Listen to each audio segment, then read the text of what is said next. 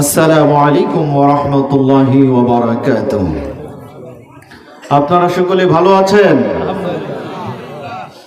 ভাইয়ের আমার, আমাদের অত্র এলাকায় শীতের আমেজ শুরু হয়ে গেছে, ঠিক কিনা?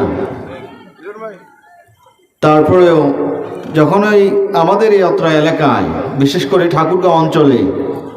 ঠাকুরগাঁও দিনাজপুর অঞ্চলে শীতকালে আমাদের এই কোরআনের মাহফিলগুলো আমাদের বারবার আমাদেরকে মনে করিয়ে দেয় যে কোরআনের সাথে আমাদের নতুন সম্পর্ক আরো বৃদ্ধি করে দেয়, ঠিক কিনা ভাইরা?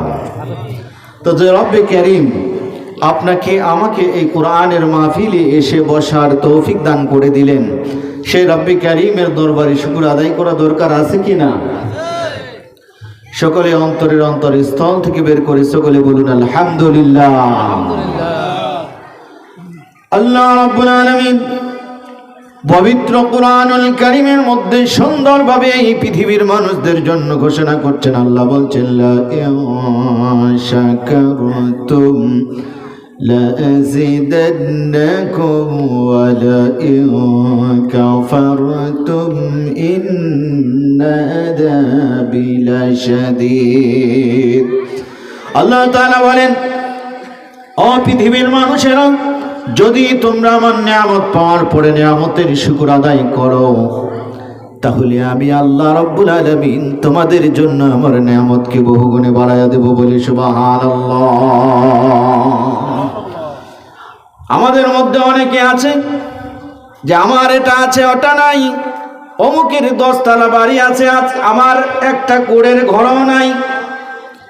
অনেকের 4 চাকা গাড়ি হাঁকাচ্ছে, আমার একটা পেট্রোল দেওয়ার মতো একটা সাইকেলও নাই, ঠিক কিনা?